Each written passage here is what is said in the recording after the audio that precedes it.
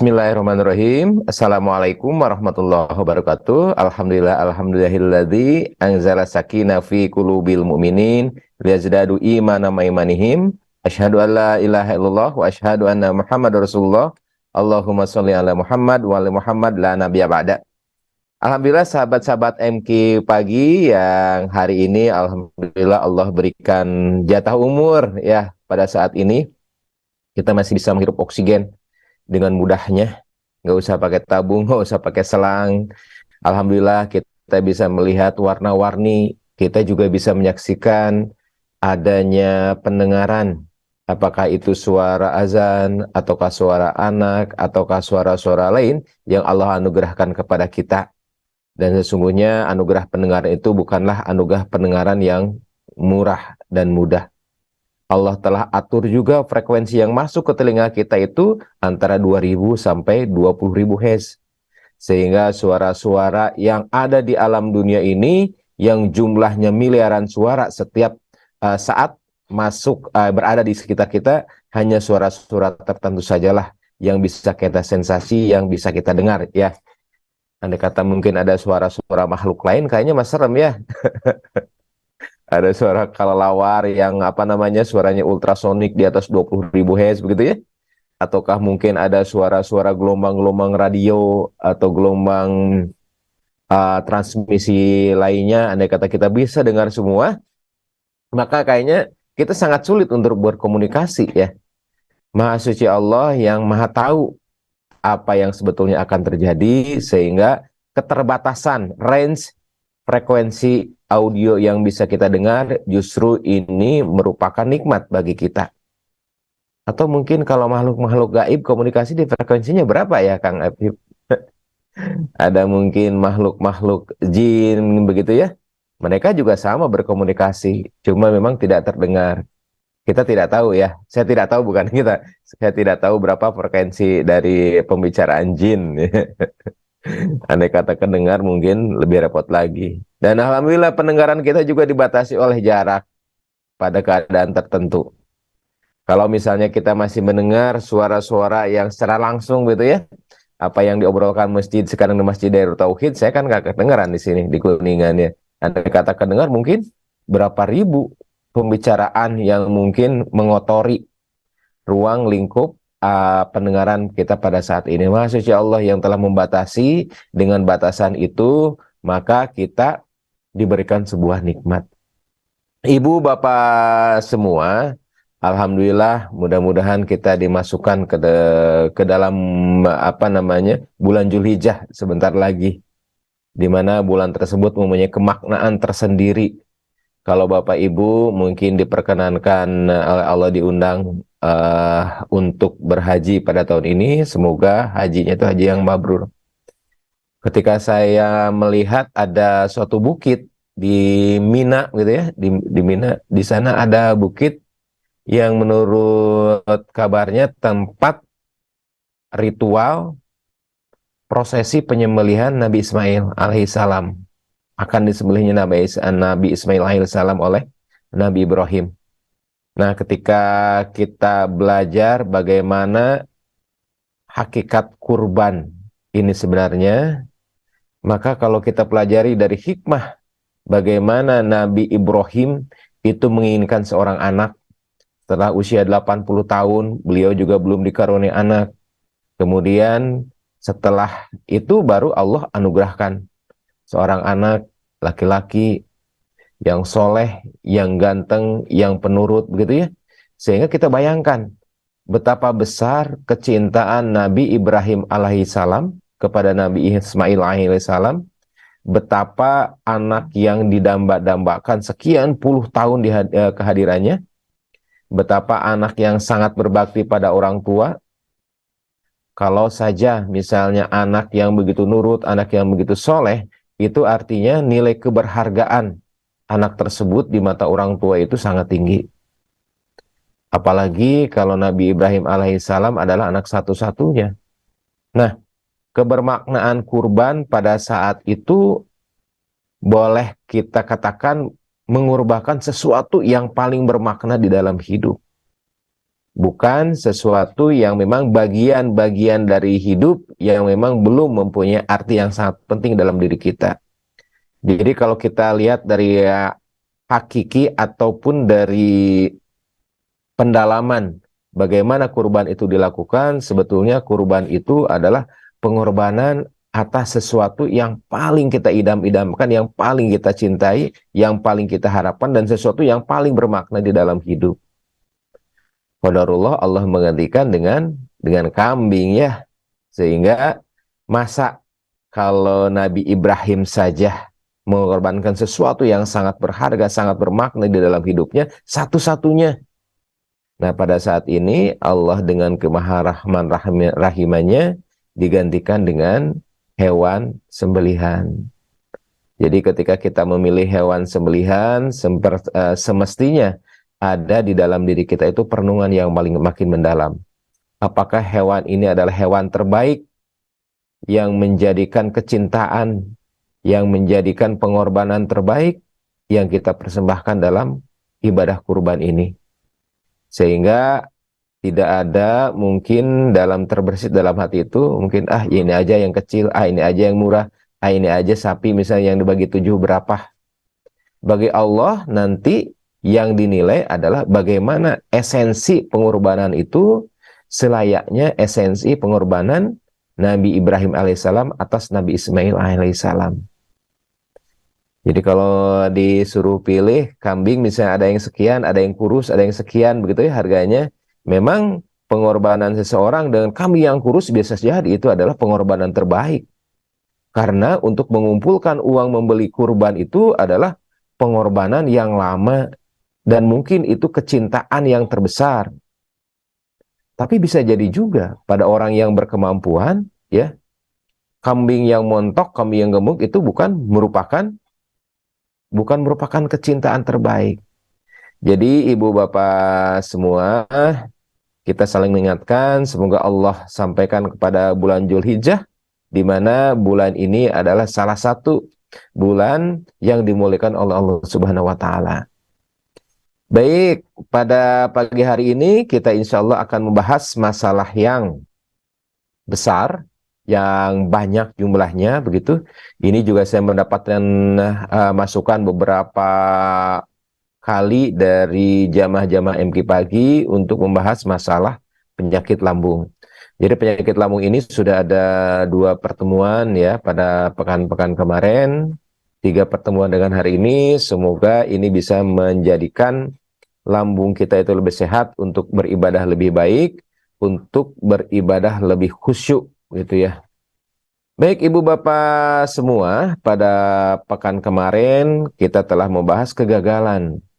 Kegagalan yang menyebabkan terapi lambung itu tidak berhasil. Kegagalan yang menyebabkan terapi lambung itu tidak tuntas dan sering kambuh. Mudah-mudahan dengan mempelajari kegagalan tadi bisa menjadi pelajaran agar tidak jatuh pada lubang yang sama. Baik, ibu bapak semua, pemirsa MKTV, kemudian MKFM dimanapun berada dan seluruh jejaring yang menyiarkan MKFM ini, kita akan coba ilustrasikan ya. Buat saudara-saudara yang di radio, mudah-mudahan saya bisa menarasikan ya apa yang kita gambarkan pada tayangan ini. Baik, ibu bapak semua, tatkala kita berbicara tentang lambung, maka lambung adalah bagian terbesar di dalam saluran pencernaan. Dan lambung juga merupakan bagian yang pertama kali mengolah makanan secara enzimatik, kimia, dan secara fisik.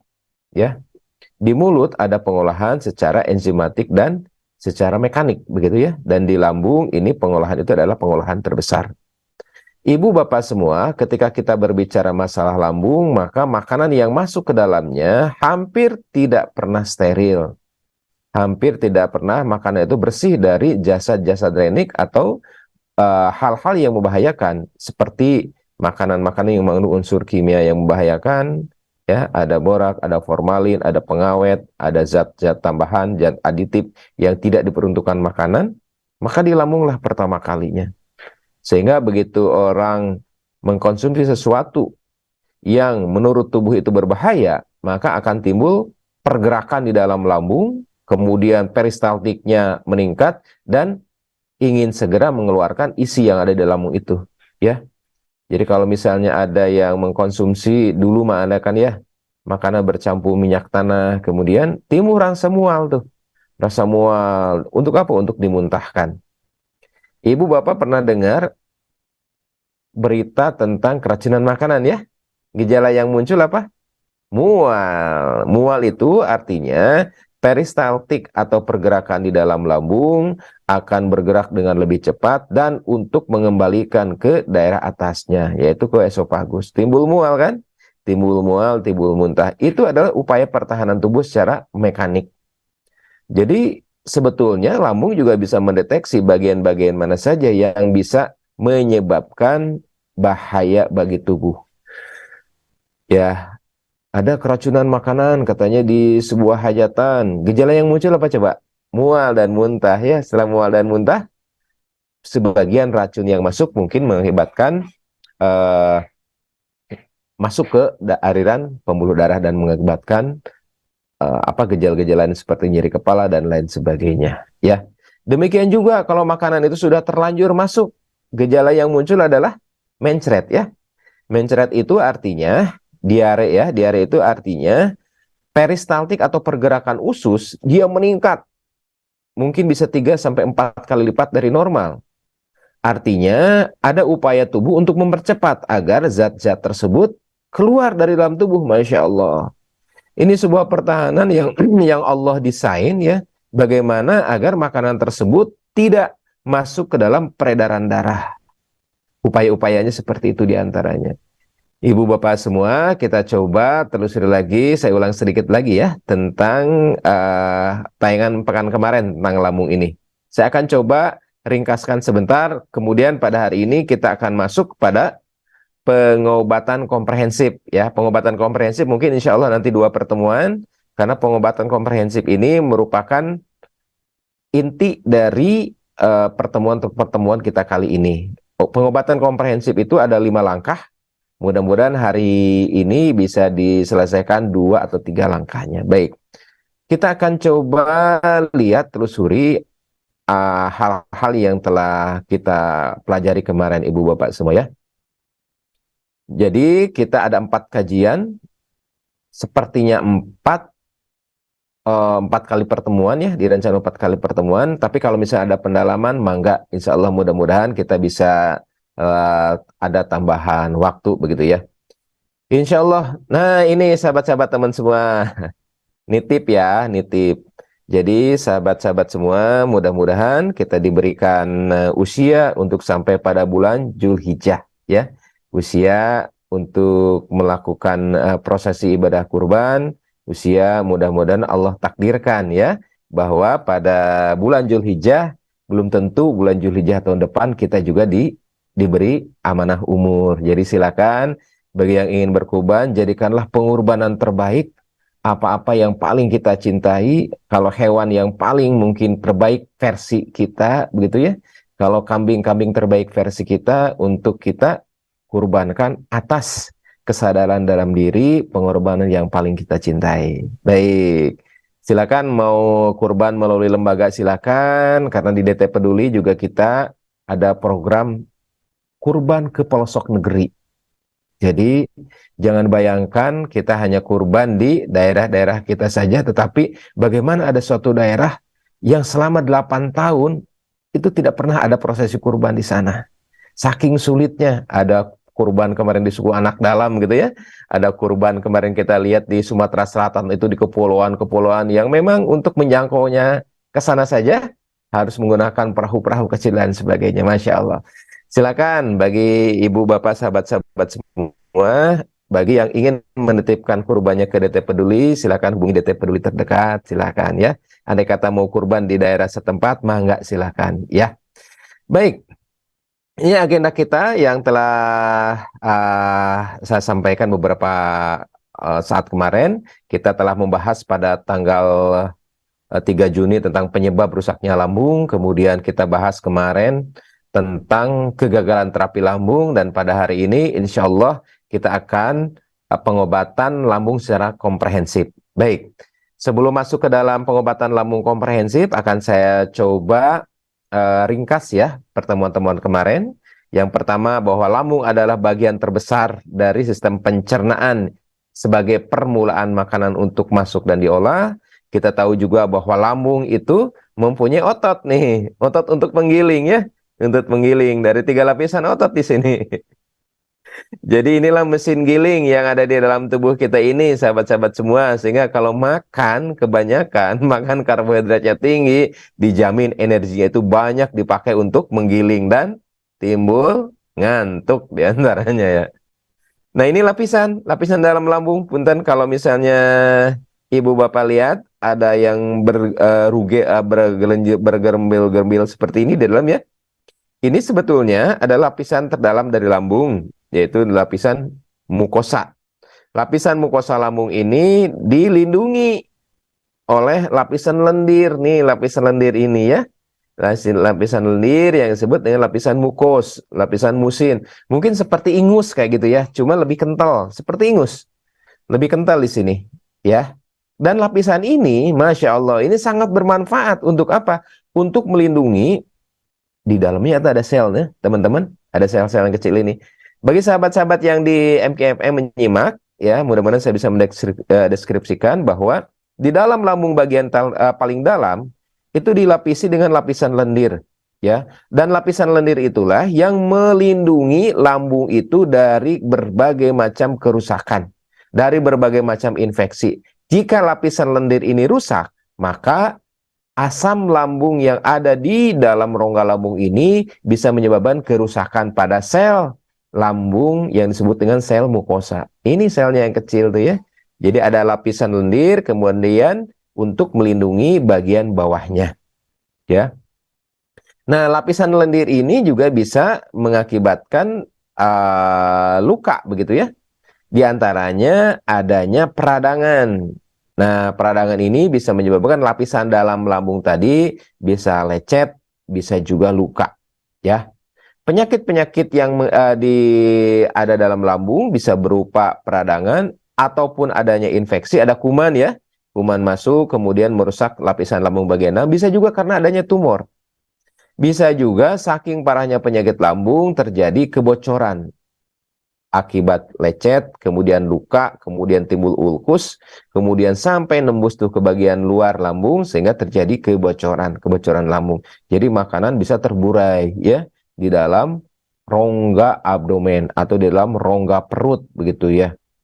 Nah, ini diantaranya infeksi yang diakibatkan oleh Helicobacter pylori. Nah, ini akibat tumor ya, tumor di dalam lambung. Nah, penyakit lambung yang terbanyak adalah radang. Radang itu adalah bagian terbesar di beberapa negara tertentu untuk kunjungan ke IGD. Ya, habis makan yang pedas-pedas, nyeri di perut, masuk IGD. Habis makan rujak kepedesan, masuk IGD. Habis makan ayam geprek level 12, masuk IGD. Habis makan bakso, ternyata tumpah tuh pedesnya itu, cabai-cabainya ke mangkok bakso, ya, masuk ke IGD. Nah, data dari beberapa negara, 22% di Inggris itu yang masuk ke gawat darurat itu adalah pasien-pasien radang lambung, pasien gastritis. Di Cina, angkanya lebih tinggi lagi, 31% tuh yang masuk ke IGD itu, kedaruratan itu, karena penyakit lambung. Demikian juga di Kanada. Artinya, ibu bapak semua, penyakit lambung ini mendominasi penyakit yang masuk ke gawat darurat. Artinya penyakit ini bisa menimbulkan kedaruratan yang banyak. Oleh sebab itulah kita telusuri yuk, kenapa ini terjadi dan bagaimana cara menghindarinya. Ya, baik. Jadi ini gejala-gejalanya, ada nyeri, kemudian ada distensi itu perut itu begah begitu ya. Kemudian juga ada cegukan, ada juga terab, mungkin terab sendawa, gejala-gejala yang banyak yang muncul ya. Nah, ini akibat infeksi dari kuman. Jadi makanan yang kita konsumsi itu tidak pernah steril, ibu bapak semua. Kecuali makanan-makanan tertentu yang ada dalam kemasan ya, rata-rata masuk ke dalam mulut itu tidak steril. Apalagi kalau makanan, misalnya makanan yang kita konsumsi sehari-hari, kita masak gitu ya. ada kemungkinan dalam makanan tersebut ada bakteri. Ada bakteri helikopter, biar gampang ingat ya. Helikopter atau nama aslinya Helicobacter pylori. Nah, bakteri ini ternyata mempunyai perbedaan sendiri. Kalau bakteri lain itu bisa mati dengan asam lambung, sebagian besar bakteri ini tidak mati oleh asam lambung, ya. Sehingga bakteri tersebut menyebabkan lapisan lendir yang melindungi lambung bagian dalam itu rusak sebagian. Akibat rusak, maka asam lambung bisa melukai sel-sel lambung yang ada di bagian dalam gitu ya. Nah, ini akibat kerusakannya terjadi luka, bisa juga terjadi kebocoran begitu ya. Nah, ini akibat lukanya teman-teman. Tuh. Akibat luka timbul seperti bisul ya. Bisul, tapi bisulnya itu tidak muncul, tapi dekok gitu ya, mendalam. Akibatnya timbul pendarahan.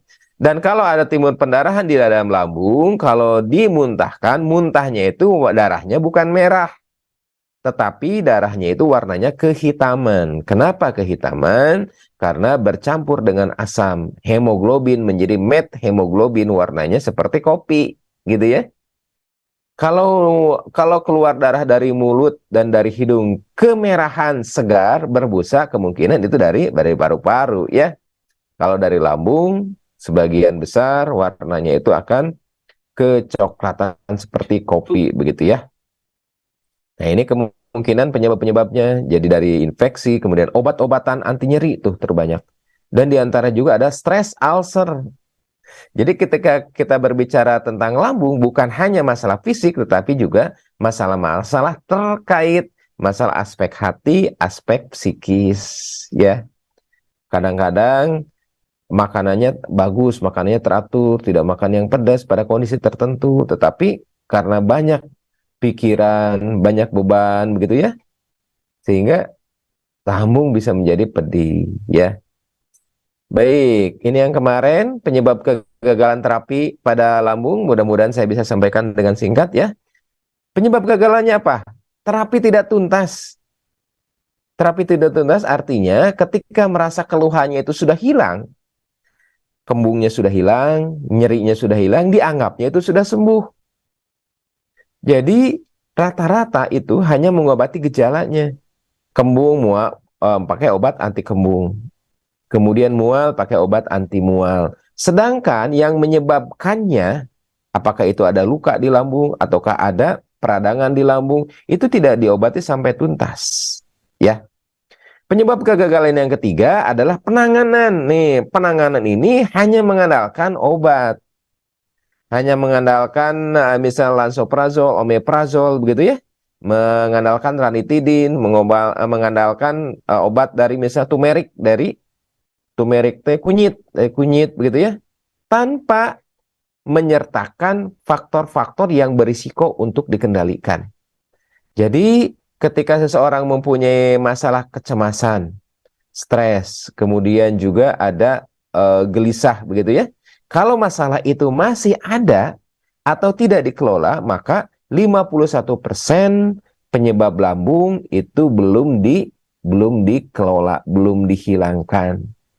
Jadi faktor stres, cemas, gelisah ini mempunyai kontribusi ya dari beberapa penelitian sebesar 51%. Jadi 51% penyebabnya itu adalah penyebab bukan fisik, teman-teman. Ya, ada faktor psikis, ada faktor hati di sana. Ya.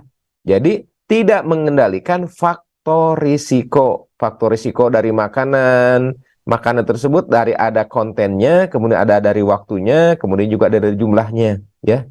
Makan, misalnya biasanya pagi-pagi makan, kemudian karena banyak pekerjaan, jadi kadang-kadang siang baru makan. Tubuh itu pagi-pagi udah menyiapkan loh untuk mencerna makanan, ya. Kemudian makan biasanya makanan-makanan yang memang tidak menyebabkan iritasi terhadap lambung pada suatu saat, makanan tertentu tuh karena hobi begitu ya. Dok, boleh nggak dok, saya punya penyakit lambung, saya kan hobinya empek-empek ya.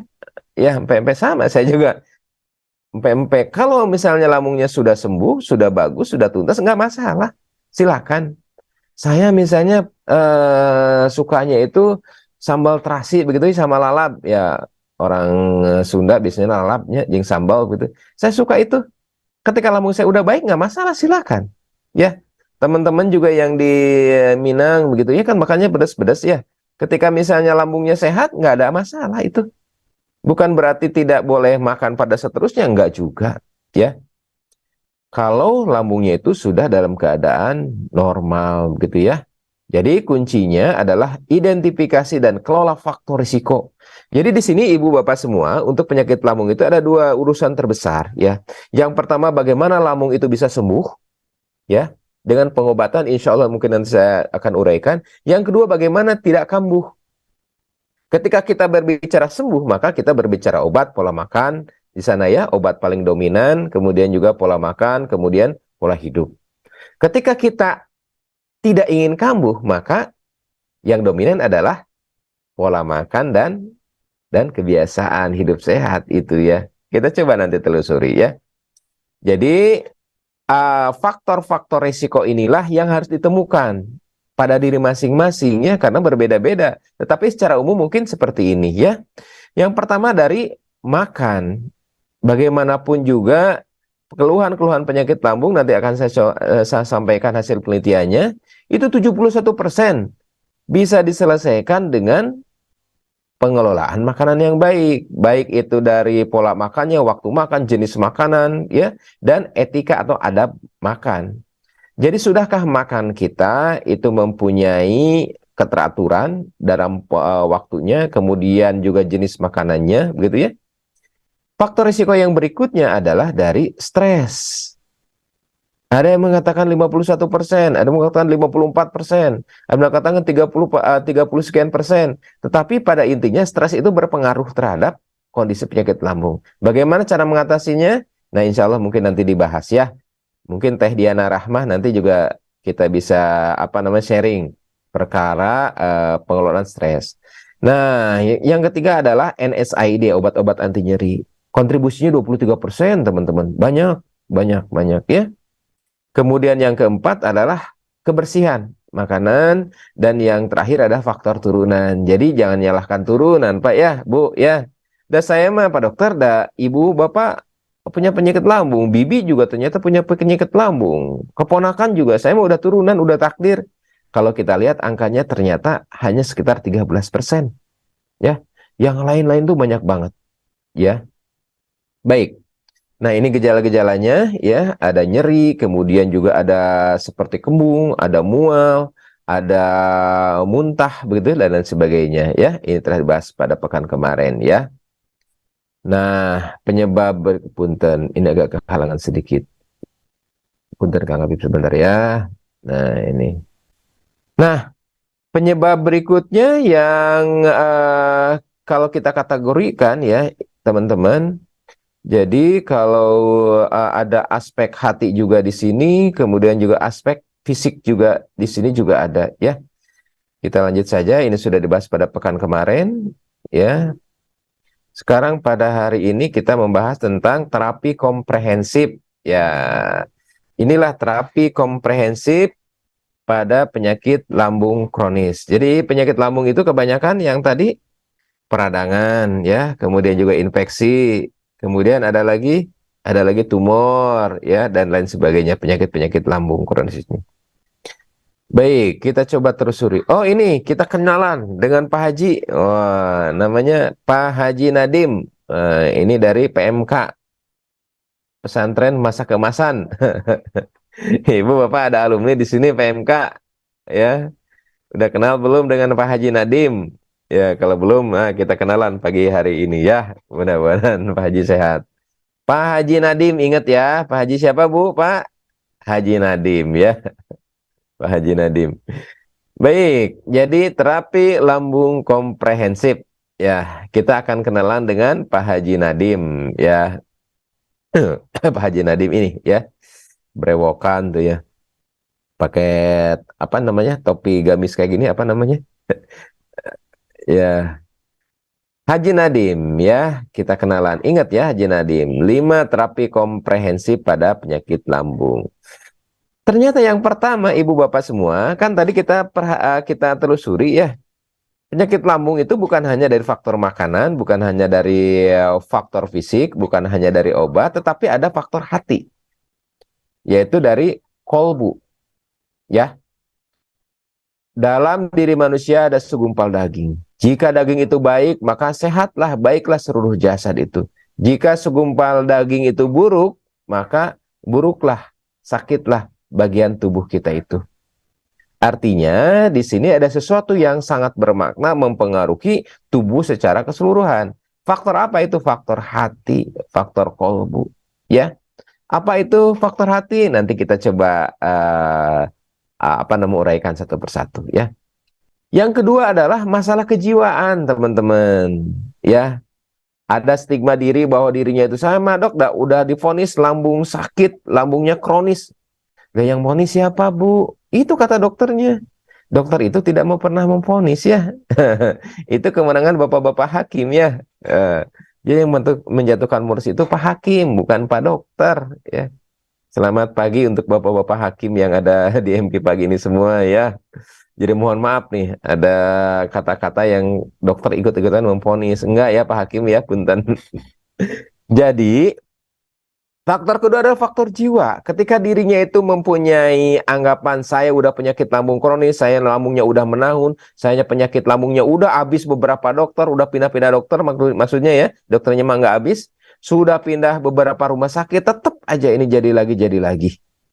Faktor kejiwaan ini yang membuat stigma diri seperti bahwa dirinya nggak akan sembuh, seperti dirinya memang penyakit lambungnya udah menahun, udah kronis, stigma diri atau anggapan ini justru merupakan barrier terbesar dalam terapi lambung. Ya, kita akan coba bahas nanti ya.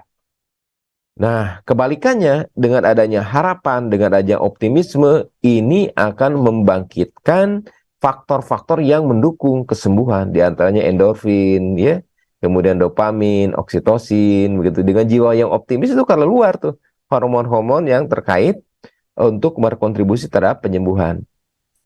Faktor yang ketiga adalah pengobatan nabawi. Jadi terapi berikutnya adalah pengobatan bagaimana Rasulullah SAW memberikan contoh kepada kita, teladan kepada kita bahwa lambung itu bisa sehat.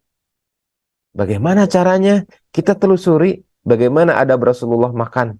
Bagaimana waktunya makan. Contoh begini ya Ibu Bapak. Penyakit GERD diantaranya dipicu oleh beberapa faktor. Ya, pemicunya diantaranya adalah mudahnya isi lambung itu untuk balik ke bagian atas. Refleks begitu ya. Nah, Nabi mengibaratkan kepada kita, mengisyaratkan kepada kita bahwa untuk tidur itu miring ke kanan. Ternyata miring ke kanan itu akan merangsang lambung itu untuk bergerak dan memudahkan untuk naik. Nah, tetapi apa yang dicontohkan oleh Rasul berikutnya? Makanya ketika kita mencontoh itu harus komprehensif ya. Rasulullah itu hampir tidak pernah makan malam. Jadi ketika Rasulullah itu tidur, lambung itu dalam keadaan kosong. Nah, kita juga contoh bagaimana ketika tidur, lambung dalam keadaan kosong. Kemudian apalagi yang beliau amanahkan kepada kita? Sepertiga lambung itu untuk makanan, sepertiga itu untuk air, dan sepertiga untuk udara. Ketika peristaltik ini terjadi, ketika lambung itu menggiling makanan, sangat kecil kemungkinan terjadinya reflux karena ada space. Space yang di luar makanan, di luar minuman, yaitu sepertiga. Ya, yang dikosongkan. Kalau lambung kepenuhan, dia bayangkan ibarat mesin untuk menggiling, kemudian tidak ada space, kemudian penuh, maka ketika terjadi menggiling, kemungkinan tumpah. Ibu membuat membuat jus misalnya ya, sampai penuh tuh, sampai penuh, sampai atas. Akibatnya ketika blender itu mulai menggiling, kemudian terlihat adanya tumpahan-tumpahan di blender itu. Kurang lebih seperti itu Ibu Bapak sekalian ya. Kemudian dari terapi nabawi juga insya Allah akan kita bahas bagaimana madu itu mempunyai peranan untuk memperbaiki lapisan pelindung lambung. Madu tuh. Dan kemudian madu juga akan merangsang faktor-faktor yang menyebabkan luka-luka di lambung itu bisa tertutup. Itu dengan madu tuh. Madu juga untuk di luar ya, misalnya untuk luka diabetes, itu juga kan bagus. Penelitiannya itu banyak. Ya. Nah, jadi kita akan membahas masalah-masalah Tibun Nabawi di sini. Jadi yang pertama dari hati, yang kedua dari jiwa, ya. Yang ketiga dari pengobatan-pengobatan Nabawi. Ya. Yang keempat baru pengobatan medis nih untuk mengeradikasi dari bakterinya, untuk mengurangi produksi asam lambungnya, misal dengan PPI ya, proton pump inhibitor. Ada omeprazol di sana, ada lansoprazol juga di sana, begitu ya, untuk mengurangi produksi asam lambung ya. Ini secara medis ya. Dan yang terakhir adalah pengobatan-pengobatan alami. Nah, pengobatan alami ini insya Allah akan kita kaji dalam bahasan khusus, karena terapi alami ini menurut saya sih ya, setelah rangkaian-rangkaian ini nanti akan panjangnya kita di sini, di mana pengobatan itu bisa berbulan-bulan, jadi menjadikan makanan itu sebagai obat ya, menjadikan temulawak itu sebagai salah satu minuman yang favorit begitu ya. Kemudian juga bagaimana mengobati misalnya dengan air kelapa muda dan lain sebagainya. Nanti akan kita sampaikan jurnal-jurnal ilmiahnya begitu ya. Nah, jadi hari ini berkenaan dengan Haji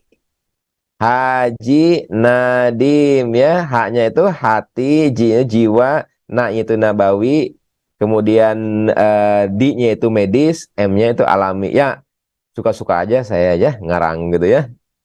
Jadi Haji Nadim ya, Ibu Bapak semua ya, kita kenalan dengan Haji Nadim. Baik, kita akan coba pada yang pertama, yaitu tentang bagaimana penyakit lambung itu berkorelasi dengan masalah hati, ya, dengan ketenangan. Baik, Ibu Bapak semua, kita akan coba tentang hati ya. Dalam hati yang gundah, gulana, gelisah, kemudian juga mempunyai beban, bagaimana ada iri, dengki, ujub, takabur, ria, begitu ya. Penyakit-penyakit hati, kata Agim, apa? Simun taki'u, katanya. Simun taki'u, kemudian tamah. Siriknya sirik, mu-nya munafik, taknya takabur, u-nya ujub, ya. Kemudian ditambahkan lagi dalam ceramah berikutnya, kalau bilang tamah itu takut, takut mati, begitu ya. Ini penyakit-penyakit hati. Jadi ketika kita berbicara hati, apa enggak? Hubungannya enggak? Ibu bapak semua, kalau misalnya saya ibaratkan ini, masalah hati dan masalah psikis itu mempunyai irisan yang luas. Jadi antara aspek hati dan aspek psikis itu irisannya sangat luas. Sehingga beberapa penelitian mungkin akan saya sampaikan dari masalah hati itu kaitan dengan psikologi, kemudian juga masalah kejiwaan juga nanti ada masalah hatinya juga masuk di sana. Baik. Seseorang yang cemas, seseorang yang gelisah, seseorang yang memikirkan banyak sesuatu yang tidak sesuai dengan keinginannya, seseorang yang banyak mengeluh, seseorang yang iri begitu ya, dengki di dalam hatinya, maka lama-kelamaan akan memunculkan fenomena atau kejadian stres. Dan dari beberapa penelitian, stres itu berpengaruh terhadap pengeluaran asam lambung. Karena apa? Stres itu akan memicu pengeluaran adrenalin yang banyak. Pengeluaran adrenalin yang banyak akan mengakibatkan sekretogogus namanya itu. Pengeluaran adrenalin yang banyak karena stres, karena cemas, karena gelisah akan merangsang produksi asam lambung. Ya. Kalau asam lambung diproduksi berlebihan dan tidak ada makanan yang dicerna di dalamnya, maka lama-kelamaan asam lambung ini juga bisa mengiritasi dinding lambung. Jadi pada stres diantaranya menyebabkan produksi asam lambung meningkat. Di sini dikatakan bahwa psychological stress increase risk for peptic ulcer. Jadi stres itu bisa memicu timbulnya luka di dalam lambung, bukan hanya lecet. Ya. Bahkan di sini dikatakan dalam satu kesimpulannya, stres itu mempunyai resiko hampir sama dengan infeksi bakteri yang sering menginfeksi lambung, yaitu Helicobacter pylori. Ya, udah lihat kan teman-teman tadi ya bentuknya. Jadi masalah stres itu terkait dengan kerusakan di dalam lambung. Nih, masalah-masalah hati di sini ada cemas, ada gelisah, ada stres, kemudian ada takut, ya. Bagaimana cara mengelolanya? Cara mengelolanya adalah bagaimana kita mengelola masalah, bukan pada besarannya masalah, sikap kita terhadap masalah. Ini teman-teman bisa apa namanya, dilihat kembali bagaimana pengobatan hati, ketenangan hati. Silakan dibuka di ceramahnya guru kita Agim, ya. Di sini sangat banyak. Saya pikir di sini sudah sangat komprehensif, ya.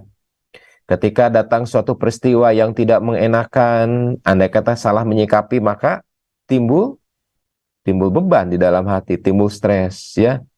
Ketahuilah ketika masalah itu kita kelola dengan benar, ada tiga, ya. Dan itu menurut saya kalau dilakukan insya Allah akan mereduksi kadar stres di dalam hati, kadar cemas di dalam hati, ketidaktenangan menjadi ketenangan. Yang pertama, Agi mengatakan, ya, seberapa cepat ketika ada sesuatu itu kita ingat kepada Allah. Makin lama misalnya ingat kepada Allah di antara jeda kita mendapatkan suatu peristiwa yang tidak mengenakan dengan mengingat kepada Allah, makin lama jedanya itu, maka di sana stresnya itu makin lama durasinya. Contoh, ketika misalnya ban kempes, kalau misalnya makin cepat ingat kepada Allah, ya Allah ini ban kempes, pasti Allah menakdirkan terbaik, pasti Allah akan menyelamatkan dari suatu musibah yang lebih besar. Ketika makin cepat kita kepada Allah, maka jedanya itu, jeda stresnya itu nggak lama loh. Beda halnya, aduh kenapa ini kempes, kenapa ini bocor, jangan-jangan ada nyimpan paku nih tukang tambal ban, jangan-jangan mungkin ini disengaja biar omsetnya naik tukang tambal ban, wah suzon kan di sana.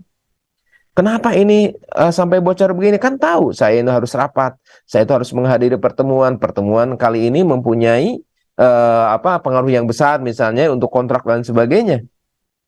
Makin lama waktu jeda antara suatu peristiwa yang tidak mengenakan dengan ingat kepada Allah, maka makin lama itu durasi stresnya.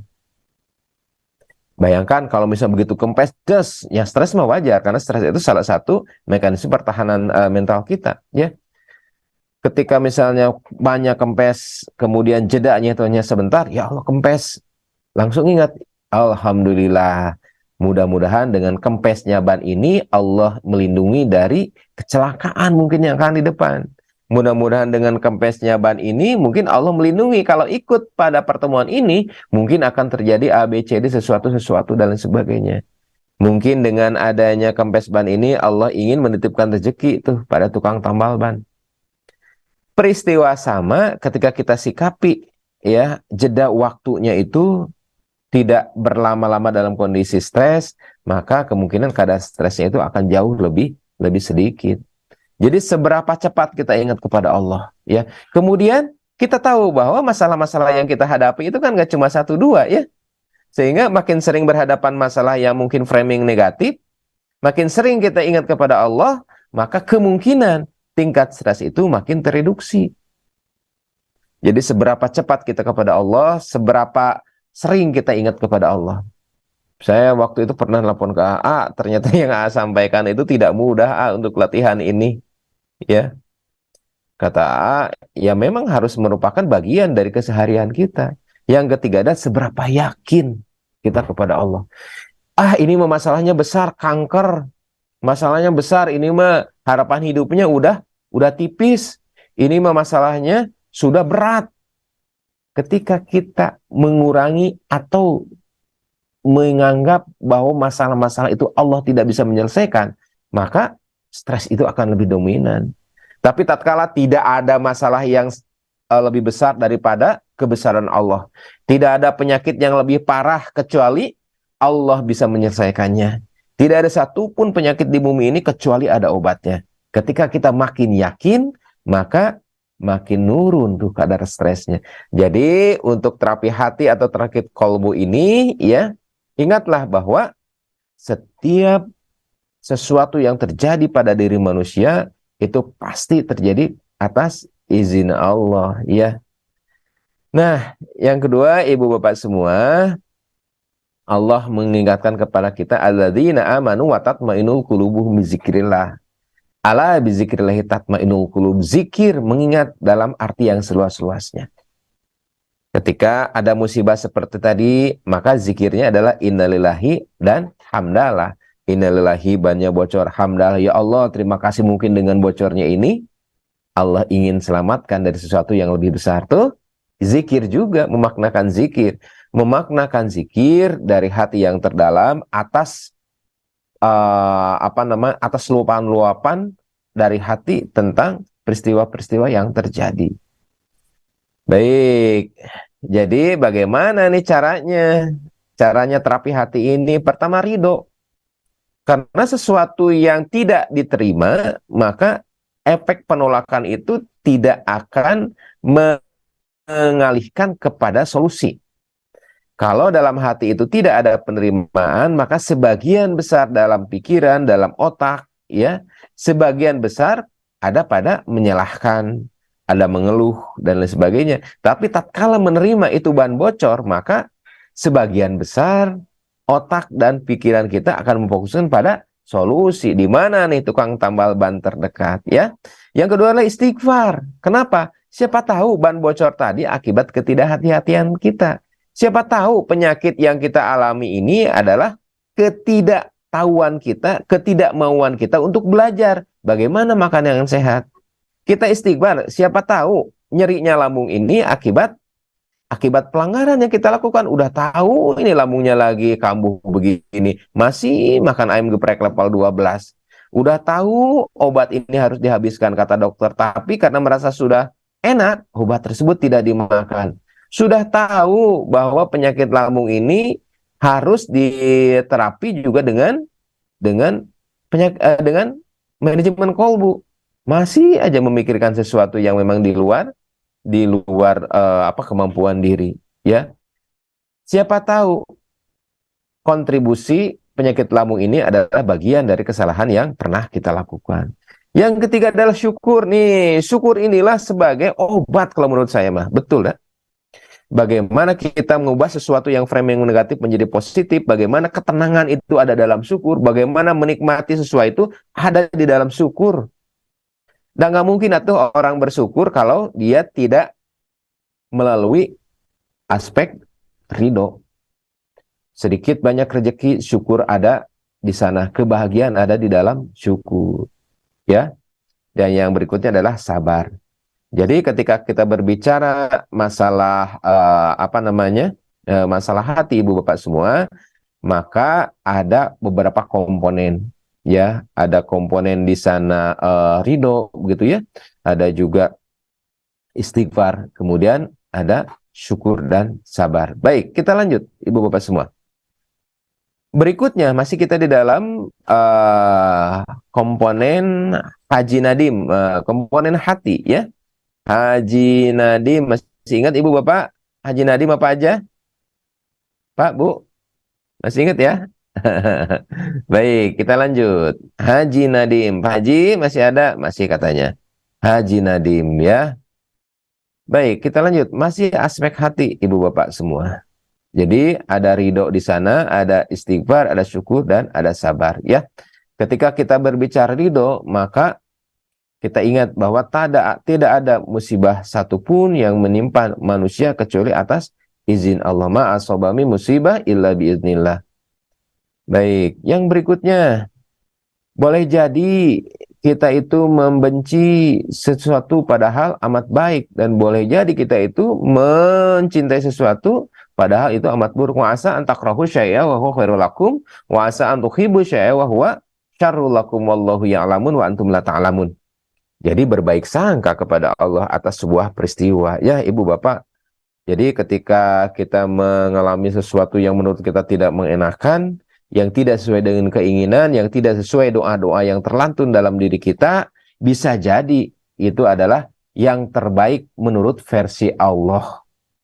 Boleh jadi kita menginginkan sesuatu, ya, menginginkan pertemuan, menginginkan misalnya benda-benda tertentu, menurut Allah itu tidak baik, ya. Wallahu ya'lamun wa antum la ta'lamun. Jadi Allah lah yang mengetahui bagaimana kondisi kita ke depan, dimensi waktu yang akan datang. Karena kan kita tidak pernah tahu, ya. kita misalnya 3 tahun yang akan datang akan di mana, akan seperti apa.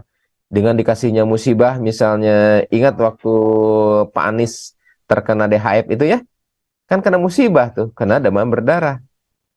Nah, karena demam berdarah itu, maka Pak Anies tidak jadi waktu itu ke New York ya, ya. Sehingga pas saat-saat itu pencalonan untuk calon gubernur saat itu ya. Punten, bukan berarti saya apa namanya masalah politik, bukan. Ini hanya yang tahu aja, yang apa namanya hanya masalah contoh saja ya. Jadi ketika Pak Anies saat itu sakit, ternyata hikmahnya itu baru ketahuan tuh pada pencalonan sebagai gubernur. Jadi dimensi tentang waktu yang akan datang, Allah amat tahu. Dan kita itu nggak tahu, hanya sekedar memperkirakan, hanya sekedar menduga-duga, hanya sekedar tahu atas keteraturan. Habis Januari pasti Februari, habis Februari Maret, April, habis Senin pasti Selasa ya, karena keteraturan. Sedangkan tentang konten apa yang terjadi pada waktu yang akan datang, kita tidak pernah tahu. Wallahu ya'lamun wa antum la ta'lamun. Jadi berbaik sangka kepada Allah atas sesuatu yang terjadi, dan yang terjadi versi Allah pasti yang terbaik. Ya. Yang kemudian adalah istighfar, dan siapa tahu ya, musibah yang terjadi itu adalah kontribusi atas kesalahan-kesalahan yang mungkin kita pernah lakukan. Ya. Yang ketiga, yang keempat adalah sabar. Jadi dengan orang-orang yang dengan sabar, ini juga menjadi salah satu pintu pertolongan Allah ya. Ya ayyuhalladzina amanu dzukuru ayatnya apa? Wasta'inu bis-sabri was-shalah ya. Wasta'inu bis-sabri was-shalah. Meminta tolonglah kepada Allah dengan sabar dan sholat. Dan ini semua perlu dilatih ya. Jadi tidak ada yang instan ujuk-ujuk jadi ya. Tentang ridho terhadap peristiwa saja. Seberapa cepat kita ingat kepada Allah, seberapa sering kita ingat kepada Allah, dan seberapa yakin kita kepada Allah. Itu jelek banget Ibu Bapak. Silahkan coba dilatih terus. Dan latihannya itu tidak mudah Ibu Bapak semua ya. Tidak mudah. Karena kan ada kompetitornya ya, ada setan di dalam diri kita ini. Baik Ibu Bapak semua, itu diantaranya terkait dengan masalah-masalah terapi komprehensif. Dok, terapi berikutnya apa? Nih, punten, mudah-mudahan ini sempet ya. Setelah terapi hati, kita ingat ada haji nadim ya, artinya adalah masalah jiwa. Baik, apa yang paling penting dalam masalah kejiwaan ini? Yang menjadi barrier terbesar dan yang menjadi hambatan terbanyak justru ada dalam diri. Beberapa kasus yang saya dalami begitu ya. Ketika kita jumpa dengan pasien, dok saya mah lambungnya udah kronis seperti ini. Dok mungkin lambung saya mah sudah rusak. Dok lambung saya udah diteropong tuh, katanya udah parah. Kayaknya mah dok lambung saya mah udah deh, nggak akan normal lagi. Dan saya sudah mencoba berbagai macam obat juga, ternyata kambuh-kambuh lagi, kemungkinan tidak ada lagi obatnya. Dan kalau saya rasakan sih tiap ada sesuatu, pasti asam lambung itu naik, pasti asam lambung itu tinggi. Nah Ibu Bapak semua, hal-hal semacam ini menjadi barrier terbesar dalam terapi lambung kronis ini. Ada beberapa langkah yang bisa kita lakukan, ya. Yang pertama adalah ketika kita itu menganggap bahwa diri kita itu mempunyai penyakit yang tidak ada obatnya, berarti kita tidak yakin dong atas kebesaran Allah. Bukankah penyakit sebanyak apapun, sebesar apapun, kebesaran Allah pasti lebih besar dari penyakit yang ada dalam diri kita? Bukankah masalah kesehatan itu, masalah penyakit itu, Allah telah janji bahwa Allah menurunkan penyakit dan menurunkan juga obatnya. Cuma ada yang sudah ketemu, ada yang belum obatnya itu. Separah-parahnya penyakit lambung, Ibu Bapak semua, adalah lambung itu lecet, lambung itu luka, lambung itu borok, dan lambung itu bocor. Dan sampai saat ini lambung bocor pun bisa dilakukan perbaikan. Beberapa operasi yang pernah saya lakukan adalah ke lambung. Dan itu juga bisa dilakukan. Artinya stigma negatif pada diri, kemudian juga stigma yang tidak baik pada diri, menganggap dirinya itu nggak akan sembuh lagi, maka itu yang mengakibatkan kerusakan lambung lebih dalam. Ingat teman-teman semua, penyakit lambung itu juga bisa mengakibatkan kecemasan. Dan sebaliknya, kecemasan dan stres juga bisa menyebabkan penyakit lambung. Oleh sebab itulah ini dua hal yang saling pengaruh dan mempengaruhi. Ya, radang lambung bisa menyebabkan kecemasan, stres juga bisa menyebabkan radang lambung. Artinya, ibu bapak semua, penyakit lambung kronis sebetulnya bisa sembuh sempurna. Sangat mudah bagi Allah untuk menyembuhkan penyakit apapun. Menurut kita kronis, menurut Allah ini sangat mudah untuk diterapi dan diselesaikan. Baik, ibu bapak semua, itulah beberapa hal terkait dengan masalah lambung ini. Semoga ini juga menjadi awal yang baik untuk bisa kita kita selesaikan dan kita tuntaskan begitu ya. Baik ibu bapak semua, semoga dalam lewat pertemuan ini Allah berikan kepada kita sehat yang lebih sehat, kemudian lambung yang lebih baik. Insya Allah pada pertemuan berikutnya kita akan ketemu lagi nih dengan Haji Nadim. H-nya itu apa Ibu? H-nya itu hati, J-nya itu jiwa, Na-nya itu pengobatan nabawi, D-nya itu pengobatan medis, M-nya pengobatan alami. Semoga bermanfaat, semoga tayangan ini bisa menjadi wasilah bagi sehatnya lambung kita semua. Subhanakallahumma wa bihamdika asyhadu an la ilaha anta astaghfiruka wa atubu ilaik. Assalamualaikum warahmatullahi wabarakatuh. Jangan lupa